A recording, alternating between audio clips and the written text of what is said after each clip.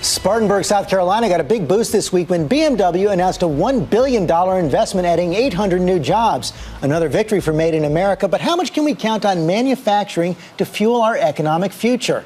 Our experts analyze that key question after this report from World News Weekend anchor David Muir. We first began asking the question 3 years ago. Does anyone in America check the labels anymore? Made in China. I know you're sure. That eye-opening number after World War II, the 50s and 60s, fewer than 1 in 10 products bought in this country were actually made outside the U.S. Today, more than 50% of what we buy is made elsewhere. 3 years later, and the headlines that some manufacturing is actually coming back. Even the president with his Made in America message in his State of the Union. We also have the chance right now to beat other countries in the race for the next wave of high-tech manufacturing jobs. New goods stamped Made in the USA. But this morning, a reality check. Are manufacturing jobs coming back? We were the first taken inside this factory making computers in America again. These are desktops. The computer maker Lenovo, now with a factory near Raleigh. So you're making computers Oh, yes. that had been made in China. Uh-huh. Now they're being made here. Oh, yeah. Did you think you'd see the day? No. Then there's Curtis Richardson. His computer job had been outsourced. Yeah, back in the job. Now he's quality control, making sure there's sound coming from that computer. Music to your ears. Music to my ears. Why bring jobs back? Lenovo telling us what many companies are now saying, that once you factor in growing wages in China and fuel costs to ship products back to America, it now makes economic sense to bring some manufacturing back. A lot of people argue that the jobs lost in the 80s and 90s will never come back. Well, we're seeing different jobs now, more highly skilled jobs. Some of those jobs being created at Apple. CEO Tim Cook recently announcing in a tweet, we've begun manufacturing the Mac Pro in Austin, Texas. How big of a deal is that to you? It's a big deal, but we think we can do more. We also announced a huge investment in Arizona. We haven't said what it's for. Is it the sapphire glass? It's the sapphire announcement, and that's sort of all I'll say about it. When does that glass come off the line? I can't tell you that. For bigger iPhone screens? I can't tell you that either. An iWatch? For Ring. You heard it here first. And one more sign of high-tech jobs coming back.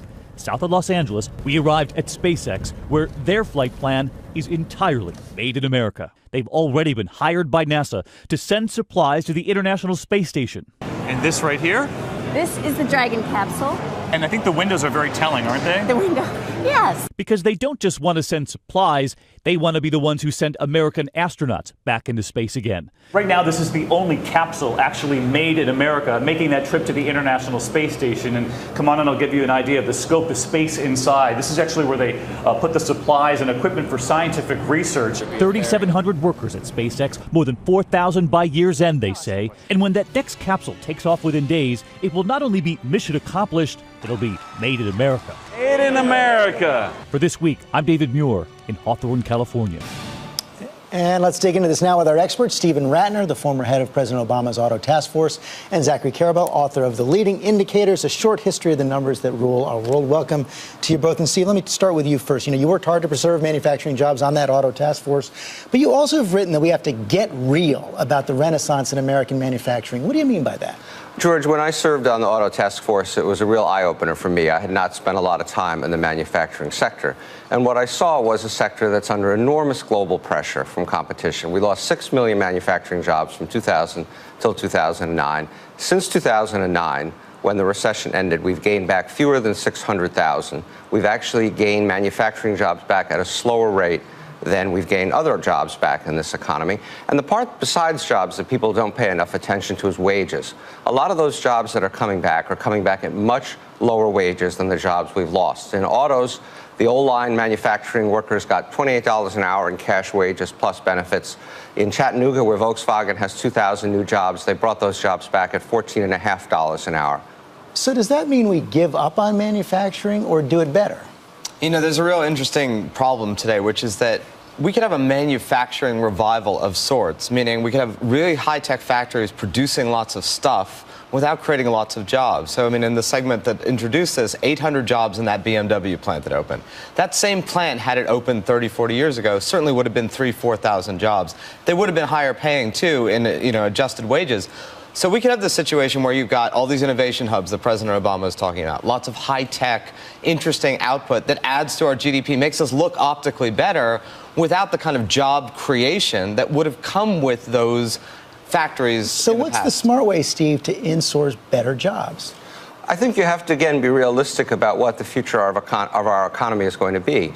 As Zach said, we will have some more manufacturing jobs. There are some good proposals around for how to do that, from education, training, these manufacturing innovation institutes that the president had proposed, certainly dealing with our infrastructure problems, dealing with immigration. The same laundry list that you talk about every Sunday is what will help manufacturing. The problem, of course, is that nothing is getting done in Washington. But Washington can make a difference here.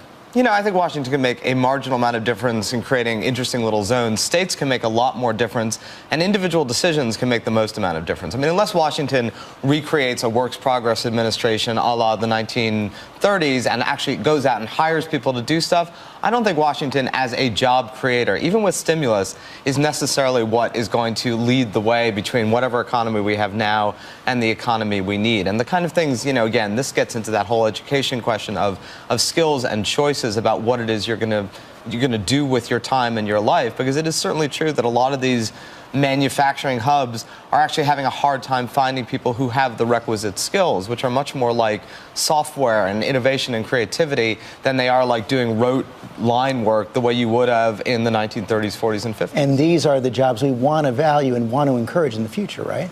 We certainly want these kinds of advanced manufacturing jobs, but remember this, manufacturing wages today in America on a per-hour basis are actually a bit lower than average wages in the economy as a whole. And what I mean by that is there are lots of really good, high-paying jobs in sectors like education, like IT, like healthcare, service sectors that are not just entry-level jobs, but really high-paying jobs, and this is our competitive advantage. And so I'm not saying we should tilt one way or the other, but a lot of these ideas for how to stimulate manufacturing, special tax rates and all this kind of stuff, I think is a mistake. Although, I mean, it is true that some of these higher-end manufacturing jobs at $15, $16, $20 an hour are certainly better than, you know, the entry-level Walmart job or the entry-level McDonald's job, a lot of which are the jobs that are currently being created. I mean, those are not good wage jobs. And that is the last word today. Thank you both very much.